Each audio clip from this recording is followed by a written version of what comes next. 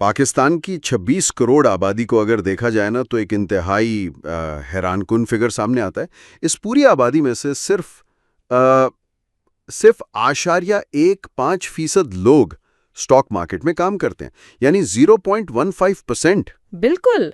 और ये वाकई काफी हैरत की बात है। सही है ना। दूसरी तरफ अगर हम देखें तो बांग्लादेश में ये शरह 1% है और इंडिया में तो 5 से 6% तक पहुंच चुकी है। बज़ाहिर तो ये बहुत एक मायूस कुन तस्वीर लगती है, लेकिन इस वक्त मार्केट के अंदर जो एक ज़बरदस्त पॉजिटिव रुझान है, जिसे हम बुलिश सेंटिमेंट कहते हैं, वो एक बिल्कुल ही अलग कहानी सुना रहा है। हाँ हाँ। और इस 0.15% की जो कम शरह है ना, इसको मायूसी के बजाय हमें एक बहुत बड़ी अपॉर्चुनिटी के तौर पे देखना चाहिए। अच्छा, वो कैसे? देखें, जब इतनी कम पार्टिसिपेशन के बावजूद मार्केट में इतना ज्यादा वॉल्यूम और तेजी मौजूद है, तो जरा सोचें कि जब ये शरह आगे चलकर 1 या 2% तक जाएगी तो मार्केट में कितना बड़ा सरमाए का एक सैलाब आएगा। और जो ये मौजूदा बुलिश सेंटिमेंट है, ये सिर्फ IMF की तरफ से $1.2 बिलियन की मंजूरी तक महदूद नहीं है। यानी और भी फैक्टर्स हैं जो इसको ऊपर की तरफ पुश कर रहे हैं। एग्जैक्टली।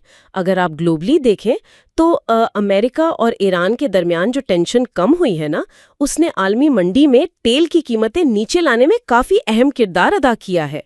और पाकिस्तान जैसी इकोनॉमी के लिए, जिसका सबसे बड़ा मसला ही इम्पोर्ट बिल है, उसके लिए सस्ता तेल किसी ऑक्सीजन से कम नहीं है।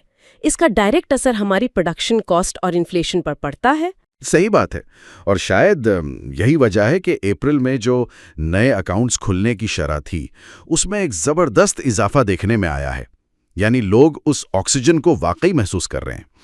लेकिन यहाँ पर एक सवाल बनता है, मार्केट में पैसा तो आ रहा है, मगर जो इंडेक्स है वो मजमूई तौर पर एक ख़ास रेंज यानी 16,500 से 17,500 के दरमियान ही घूमता हुआ नजर आता है। हाँ, ये एक काफी आम गलतफहमी है लोगों में। आम सरमायाकारी तो यही समझता है ना कि अगर इंडेक्स नहीं बढ़ रहा तो मार्केट रुकी हुई है। तो क्या इस रेंज में मार्केट का फंसा रहना किसी खतरे की घंटी नहीं है? नहीं नहीं, बिल्कुल नहीं। देखें, इंडेक्स जो होता है ना, वो दरअसल मार्केट की चंद बहुत बड़ी कंपनियां, खास तौर पर ऑयल और गैस के सेक्टर को रिफ्लेक्ट कर रहा होता है। अगर वो बड़ी कंपनियां एक ही जगह खड़ी हैं तो इंडेक्स जाहिर है नहीं हिलेगा। लेकिन इसका ये मतलब तो नहीं कि पूरी मार्केट रुकी हुई है। अच्छा, तो फिर असल मुनाफा कहाँ बन रहा है इस वक्त?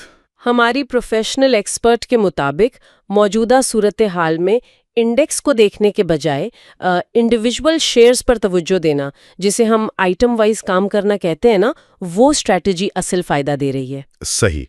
यानी इंडेक्स मत देखें, स्पेसिफिक बिजनेसेस देखें। बिल्कुल। आप इंडेक्स थोड़ी खरीदते हैं। अगर कोई छोटी कंपनी अच्छा परफॉर्म कर रही है तो इंडेक्स भले रुका रहे, उस स्पेसिफिक कंपनी का शेयर डबल भी हो सकता है। अच्छा, इस आइटम वाइज हिकमत अमली को अगर हम थोड़ा प्रैक्टिकली देखें तो सबसे पहली बहस तो यही छिड़ती है कि ब्लू चिप्स बनाम पोटेंशियल वाले शेयर्स। ब्लू चिप्स यानी वो बड़ी मुस्तहकम कंपनियां जिन्हें बहुत सेफ समझा जाता है। लेकिन क्या वाकई सिर्फ ब्लू चिप्स में पैसा लगाकर कोई तेजी से अपना पोर्टफोलियो बढ़ा कर सकता है? देखिए, ब्लू चिप्स आपको स्टेबिलिटी तो फराहम करते हैं, लेकिन अग्रेसिव मुनाफा अगर चाहिए तो सिर्फ इन पर इन्हिसार करना काफ़ी नहीं है। आपको ऐसी कंपनीज में भी कैलकुलेटेड रिस्क लेना पड़ता है जिनमें फ्यूचर का बड़ा ज़बरदस्त पोटेंशियल हो। सही, थोड़ा बैलेंस रखना पड़ता है। लेकिन अगर हम पहले किसी स्ट्रॉन्ग ब्लू चिप की ही बात करें तो मिलेट फैक्टर्स यानी MTL इस वक्त वाकई एक चमकता हुआ सितारा है। लॉन्ग टर्म सरमायाकारी के लिए ये एक बेहतरीन पिक है, क्योंकि ये पाकिस्तान के एग्रीकल्चर सेक्टर की रीढ़ की हड्डी है, समझ लें। लेकिन इसमें जो सबसे दिलचस्प चीज अभी होने जा रही है वो इसका स्प्लिट होना है। अच्छा, इस स्प्लिट के मैकेनिज्म को थोड़ा खोलकर समझाएं प्लीज। आम लोगों के लिए तो ये काफ़ी उलझन की बात हो सकती है कि कोई कंपनी अपना शेयर आखिर तोड़ क्यों रही है। क्या इससे शेयर की वैल्यू कम नहीं हो जाती? नहीं, वैल्यू कम नहीं होती, बल्कि शेयर की दस्तयाबी आसान हो जाती है। ये जो स्टॉक स्प्लिट है ना, ये दरअसल एक साइकोलॉजिकल और मैथमेटिकल खेल है। वो कैसे? अब जैसे फर्ज करें, एक शेयर 1,000 रुपए का है। बहुत से छोटे इन्वेस्टर्स उसे देखकर सोचते हैं कि ये तो बहुत महंगा है, वो नहीं खरीदते। फिर कंपनी उस एक शेयर को 2 हिस्सों में तकसीम कर देती है। अब उसकी प्राइस 500 रुपए हो जाती है। लेकिन जिनके पास पहले एक शेयर था अब उनके पास 2 शेयर्स आ जाते हैं। अच्छा, यानी टोटल वैल्यू फिर भी वही 1000 ही रही, सिर्फ देखने में सस्ता लगने लगा। एग्जैक्टली। MTL की बात करें तो ये पहले ही अपने शेयर होल्डर्स को 20 रुपए का भारी डिविडेंड दे चुका है। हमारे नोट्स और एक्सपर्ट्स का तज्जिया ये बताता है कि स्प्लिट होने के बाद जब ये शेयर सस्ता नजर आएगा, यानी फर्ज करें अगर 600 से गिरकर 300 का हो जाता है, तो उसमें दोबारा 500 रुपए तक जाने की भरपूर सलाहियत है। वाह, यानी पुरानी प्राइस के हिसाब से तो ये दोबारा 1000 की सतह पर चला गया है। ये तो छोटे इन्वेस्टर्स की नफ्सियात को यूज करने का जबरदस्त तरीका है। बिल्कुल, बहुत क्लेवर स्ट्रैटेजी है इनकी। अच्छा, नफ्सियात और एदादो-शुमार का ये कॉम्बिनेशन वाकई दिलचस्प है। अगर हम अब बैंकिंग सेक्टर पर थोड़ी नजर डालें तो वहां बैंक अल-फलाह को बहुत नुमायां तरजीह दी जा रही है। इसका टारगेट 72 से 73 रुपए रखा गया है और इसे फैजल बैंक और बैंक इस्लामी जैसे काफी स्ट्रॉन्ग बैंक्स पर ऊपर रखा जा रहा है। लेकिन मेरा एक क्रिटिकल सवाल है यहाँ। जी पूछें। हमारे यहाँ बैंक्स अमूमन बस हुकूमत को उधार देकर यानी ट्रेजरी बिल्स के जरिए मुनाफा कमाते हैं, तो बैंक अल-फलाह में ऐसी क्या अलग हिकमत अमली है जो इसे फैजल बैंक या बैंक इस्लामी से इतना आगे खड़ा कर रही है? ये बहुत अच्छा सवाल है। ये बात बिल्कुल ठीक है कि हमारे बैंकिंग सेक्टर का ज्यादातर इन्हिसार हुकूमती कागजात पर ही होता है, लेकिन बैंक अल-फलाह के केस में इनकी मौजूदा बैलेंस शीट और जो इनकी एग्रेसिव एक्सपेंशन स्ट्रैटेजी है ना, वो इनको दूसरों से अलग करती है। अच्छा, तो इन्होंने कहाँ एक्सपेंशन की है? देखिए, फैसल बैंक और बैंक इस्लामी ने भी अनडाउटेडली अच्छा परफॉर्म किया है, मगर अल-फलाह ने अपने लेंडिंग पोर्टफोलियो को बहुत डाइवर्सिफाई किया है। वो सिर्फ हुकूमत पर डिपेंड नहीं कर रहे, वो कॉर्पोरेट और कंज्यूमर फाइनेंसिंग में भी बहुत एग्रेसिव जा रहे हैं। और मार्केट ऐसी फॉरवर्ड थिंकिंग को हमेशा पसंद करती है। ये जो 72 या 73 रुपीस का टारगेट है, ये इस बात की निशानदेही करता है कि मौजूदा कीमत के लिहाज से इसमें मार्जिन ऑफ सेफ्टी बहुत ज्यादा है। सही, यानी रूम टू ग्रो काफ़ी है इसमें। चलें अब एक ऐसे शेयर की तरफ आते हैं जिसकी कहानी सुनकर मुझे सच में थोड़ी हैरत भी हुई और थोड़ी तशवीश भी। क्रिसन स्टील, कहा जा रहा है कि ये जो पाको ईरान गैस पाइपलाइन मंसूबा है, ये उसका सबसे बड़ा बेनिफिशियरी बनेगा। लेकिन क्या ये एक बहुत बड़ा जियोपॉलिटिकल रिस्क नहीं है? बिल्कुल है, रिस्क तो है इसमें। यानी ये पाइपलाइन का मंसूबा तो दहाइयों से अमरीकी पाबंदियों के खौफ में और सियासी मसाइल में फंसा हुआ है। ऐसे सियासी इफ्स एंड बट्स की बुनियाद पर किसी स्टॉक को टॉप पिक में शामिल करना कितना अक्लमंदाना हो सकता है? देखिए, मार्केट जो होती है ना, वो हमेशा आने वाले वक्त की प्रोबेबिलिटीज पर काम करती है। मार्केट को बहुत अच्छी तरह पता है कि सैंक्शंस का दर अपनी जगह मौजूद है, लेकिन जब कोई इतना बड़ा प्रोजेक्ट इतने सालों की खामोशी के बाद अचानक कागजों से निकलकर टेबल पर आता है या इनिशियल कंस्ट्रक्शन के ऐलानात होने लगते हैं, तो मार्केट फौरन ये कैलकुलेट करती है कि अगर ये 1% भी आगे बढ़ा तो मटेरियल कौन देगा? जाहिर है लोकल कंपनीज ही देंगी। एग्जैक्टली। इस पाइपलाइन के लिए हजारों टन टॉप क्वालिटी के स्टील पाइप्स चाहिए होंगे और क्रेसेंट स्टील के पास वो कैपेबिलिटी मौजूद है। अगर मामला थोड़े से भी ठीक होते हैं तो इनके ऑर्डर बुक में अरबों रुपए का इजाफा हो सकता है। यही वजह है कि इस स्टॉक में 40 से 50 रुपए तक का जबरदस्त उछाल एक्सपेक्ट किया जा रहा है। ये कोई जुआ नहीं है, ये न्यूज की बुनियाद पर एक कैलकुलेटेड पोजीशनिंग है। अच्छा, यानी मार्केट न्यूज़ को डिस्काउंट कर रही है पहले से। सही।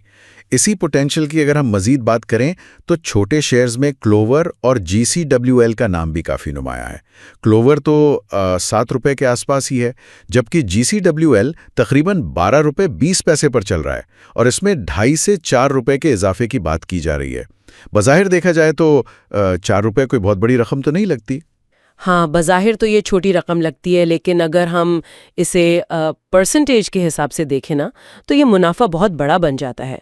फ़र्ज़ करें अगर 12 रुपए का शेयर 16 रुपए का हो जाए, तो ये 4 रुपए का इजाफा दरअसल आपकी लगाई हुई रकम पर 30% से भी ज़्यादा का रिटर्न है। ओह हाँ, परसेंटेज वाइज तो ये मैसिव रिटर्न बनता है। रेशन काफ़ी छोटी होती है, तो इनमें जो उतार चढ़ाव आता है वो भी बहुत तेज़ी से आता है।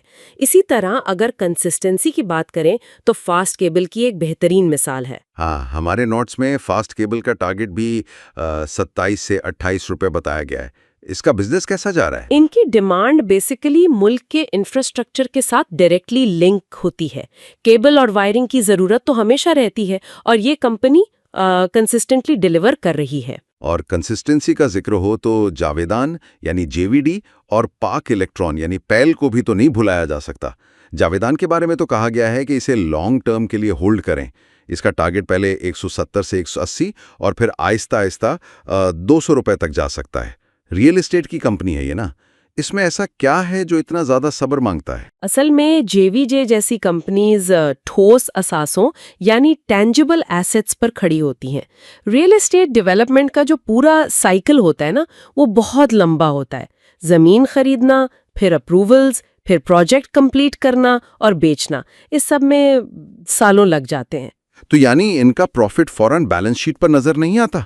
एग्जैक्टली। लेकिन जिन समझदार लोगों को इनके एसेट्स की असल मालियत का अंदाजा होता है, वो उसे होल्ड करके रखते हैं।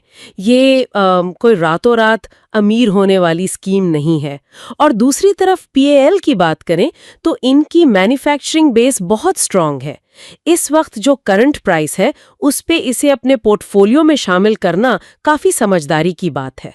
सही। अच्छा, यहाँ तक तो हमने उन मौकों की बात की जो मुनाफा दे सकते हैं, लेकिन अब थोड़ा मार्केट की उस तारीख हकीकत की तरफ आते हैं जो रोजाना हजारों लोगों का सरमाया निगल लेती है, यानी रिस्क मैनेजमेंट।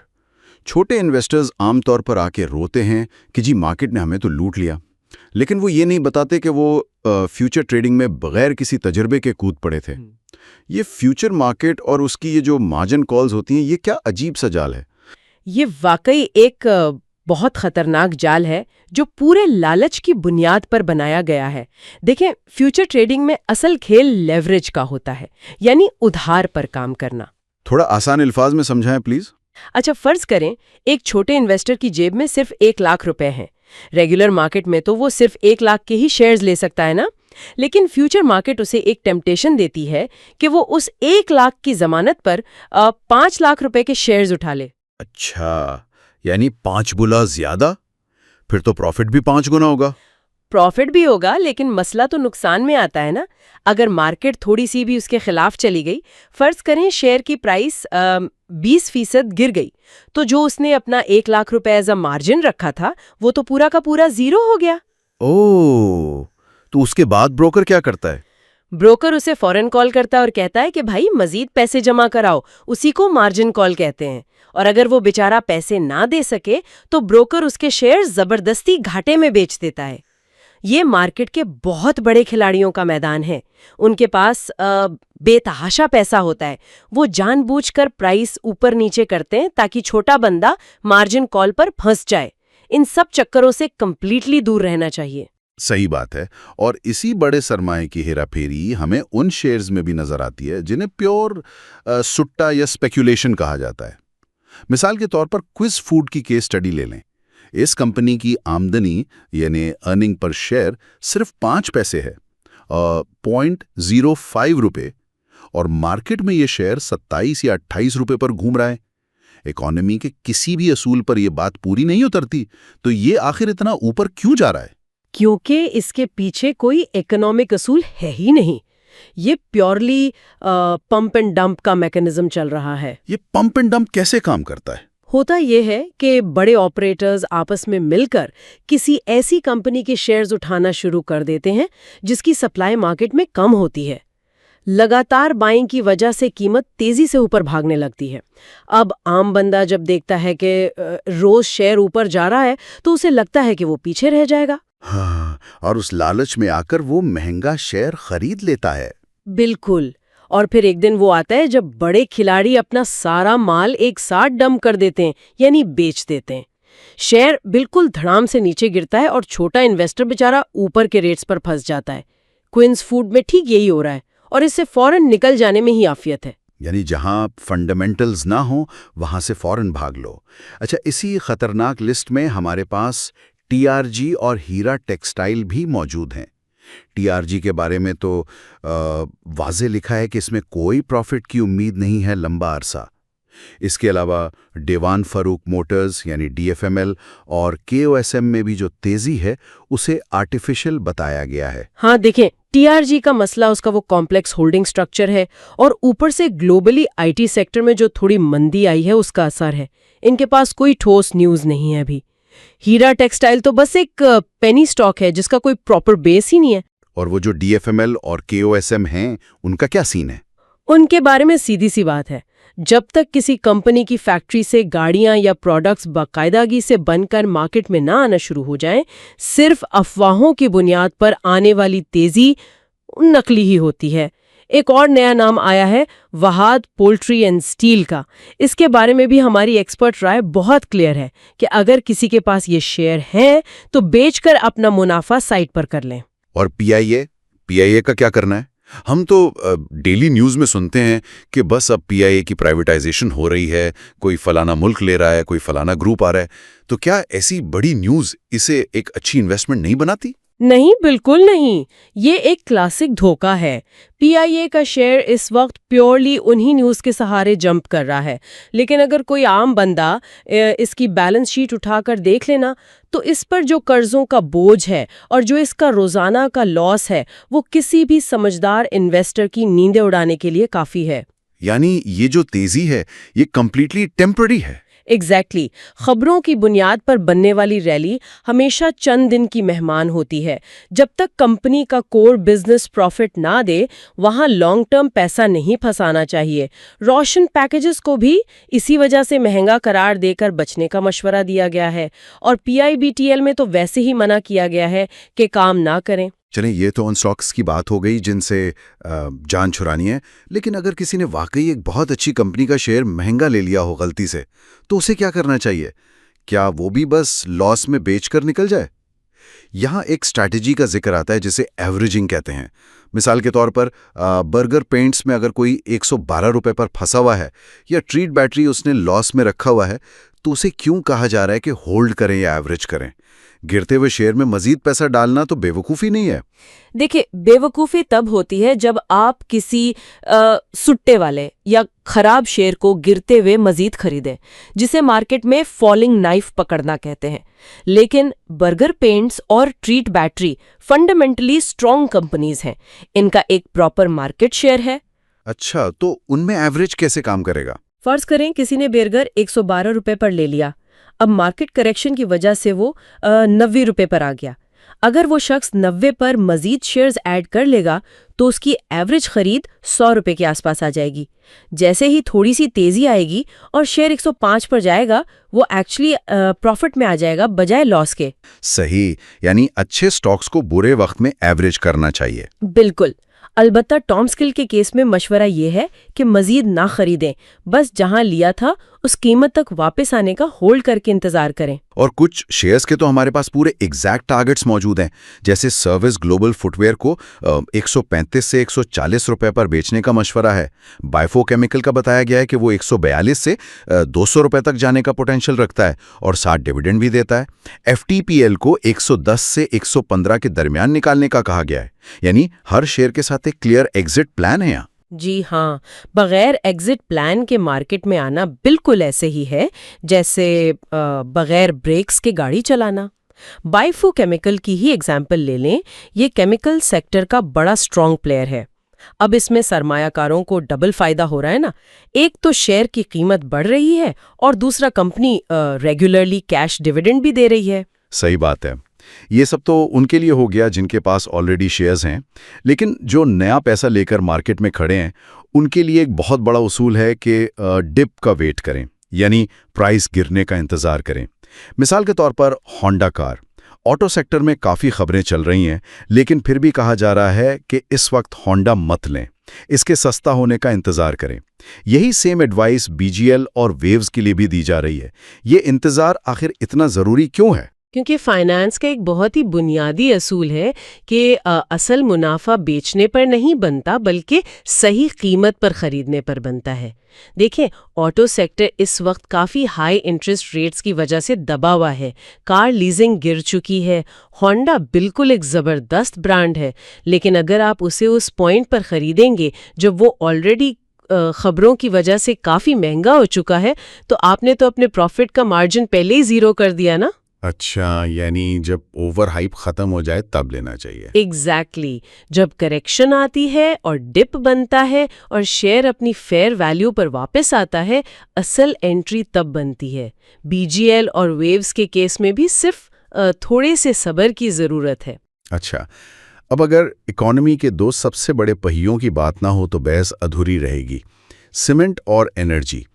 सीमेंट सेक्टर में मेपल लीफ और दीवान सीमेंट को काफ़ी अट्रैक्टिव करार दिया गया है। फिर डीजी खान सीमेंट और पीपीएल भी इस लिस्ट में अच्छे बताए गए हैं। लेकिन इनमें एक बड़ी स्ट्रिक्ट वार्निंग है कि भाई इन शेयर्स में फ्यूचर मार्केट में बिल्कुल काम ना करें, सिर्फ रेगुलर कैश मार्केट तक महदूद रहें। ऐसा क्या खतरा है इनमें? खतरा ये है कि पीपीएल और डीजी खान सीमेंट जैसे जो बड़े शेयर्स हैं ना, ये इंस्टीट्यूशंस के दुलारे होते हैं। जो मार्केट के सबसे बड़े खिलाड़ी होते हैं वो इनमें भारी वॉल्यूम में ट्रेड्स करते हैं। तो उससे आम ट्रेडर को क्या नुकसान है? नुकसान ये है कि जब कोई बड़ा इदारा अपनी पोजीशंस चेंज करता है तो शेयर की प्राइस अचानक से काफ़ी ऊपर नीचे होती है। रेगुलर मार्केट में तो आप वो झटका सह जाते हैं, लेकिन फ्यूचर मार्केट में जहां आपने उधार पर पैसा लगाया हुआ है, ऐसी अचानक मूवमेंट आपको मार्जिन कॉल देकर पूरी मार्केट से ही आउट कर सकती है। ओह सही, यानी उतार चढ़ाव बहुत ज़्यादा होता है। और वैसे भी सीमेंट सेक्टर तो डायरेक्ट कंस्ट्रक्शन और इंटरेस्ट रेट से जुड़ा हुआ है। अगर रेट्स कम होते हैं तो हाउसिंग और इंफ्रास्ट्रक्चर में काफ़ी तेज़ी आएगी, जिसका डायरेक्ट फ़ायदा मेपल लीफ और दीवान सीमेंट जैसी अच्छी कंपनियों को होगा। तो काफ़ी अपॉर्चुनिटीज़ नज़र आ रही हैं। HBL को तकरीबन 370 रुपए के टारगेट पर देखा जा रहा है और हबीब मेट्रोपॉलिटन बैंक को खास तौर पर उन लोगों के लिए बेहतरीन पिक बताया गया है जो बस चुप करके अपना डिविडेंड खाना चाहते हैं। और सिनर्जी को में कहा जा रहा है कि कीमत ऊपर आने के बावजूद अभी भी 1.5 से 2 रुपए की मजीद ग्रोथ का चांस मौजूद है। बिल्कुल। अगर हम थोड़ा और तेजी से बाकी नेम्स को कवर करें तो हमारे नोट्स में फार्मा सेक्टर से AGP, शुगर से दीवान शुगर, टेक्सटाइल से DCL और निशात, फिर कंस्ट्रक्शन से अमरेली स्टील्स, ज़राअत से फातिमा फर्टिलाइजर और टेक सेक्टर से नेटसोल मौजूद हैं। हर किसी में पोटेंशियल है, अलबत्ता नेटसोल की अर्निंग बड़ी शानदार होने के बावजूद उनके बारे में कहा गया है कि वो डिविडेंड देने में ज़रा कंजूस या कंजर्वेटिव हैं। देखें, ये जो आपने पूरी एक लिस्ट बयान की है ना अलग अलग सेक्टर्स की, इससे ही तो पता चलता है कि एक कामयाब सरमायाकार का पोर्टफोलियो कैसा होना चाहिए। वो हमेशा अपने रिस्क को बैलेंस करता है।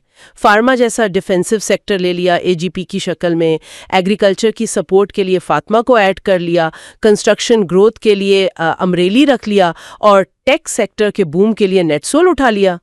और नेटसोल के डिविडेंड ना देने का क्या सीन है? नेटसोल का कंजर्वेटिव पेआउट इस वजह से है क्योंकि वो अपना कमाया हुआ मुनाफा सरमायाकारों को बांटने के बजाय दोबारा से अपनी रिसर्च और नए प्रोडक्ट्स में इन्वेस्ट कर देते हैं। लॉन्ग टर्म में इससे शेयर की प्राइस तो बहुत अच्छी बढ़ती है, लेकिन जो लोग रेगुलरली कैश डिविडेंड चाहते हैं उन्हें शायद थोड़ी मायूसी हो। सही, समझ गया। अच्छा, इस सारी लंबी चौड़ी बहस और टेक्निकल और फंडामेंटल एनालिसिस को देखने के बाद मेरे जहन में एक बहुत ही डीप सवाल आता है। हमने आदात व शुमार, बैलेंस शीट्स, स्प्लिट्स और डिविडेंड की इतनी बड़ी बड़ी बातें की, लेकिन रियलिटी शायद कुछ और ही है।